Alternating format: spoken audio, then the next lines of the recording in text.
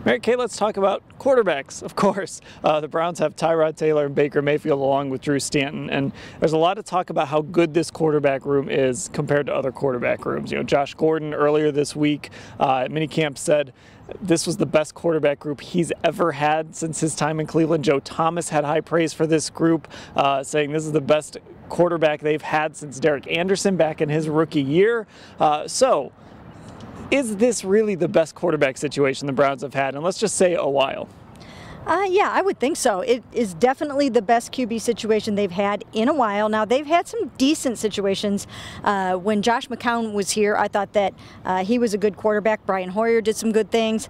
But for the most part, I do think that they're in better position at quarterback right now than they have been in a long time, and everyone is raving about Tyrod Taylor around here. In fact, Todd Haley said today that this is the strongest quarterback room that he's ever been a part of. And that's high praise considering he's coached a Hall of Famer in Kurt Warner, a future Hall of Famer in Ben Roethlisberger. Yeah, that's saying something. And really, you know, even if you look at the Brian Hoyer situation, you know, that was a guy they were kind of taking a shot on because he played well for them a little bit before he got hurt. He still had to compete for the job.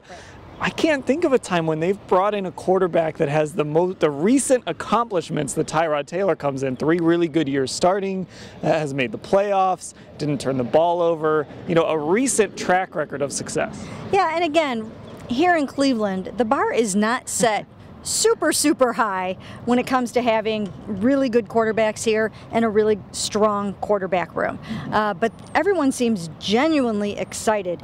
In fact, I will be writing a little bit about what Ken Zampese said about Tyrod Taylor, and he is so excited about this guy. He thinks that it's just the tip of the iceberg what people have seen about Tyrod Taylor. So this is a team, these are players that are genuinely excited about this. And you can really see the plan too. We've talked about Tyrod, how they brought him in to be the starter, and he is the starter. They knew they were going to draft a quarterback #1, so they went out and got their guy, but then also bringing in a guy like Drew Stanton, basically saying to him, we're bringing you in to be a mentor, explaining to him that he probably would end up as the #3 quarterback.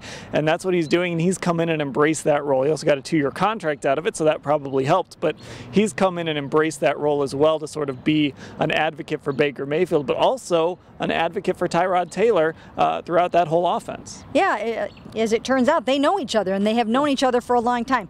So they have a friendship already. They're both helping Baker, and I can see what Todd Haley means about this being a very strong quarterback room in terms of talent, but also collaboration.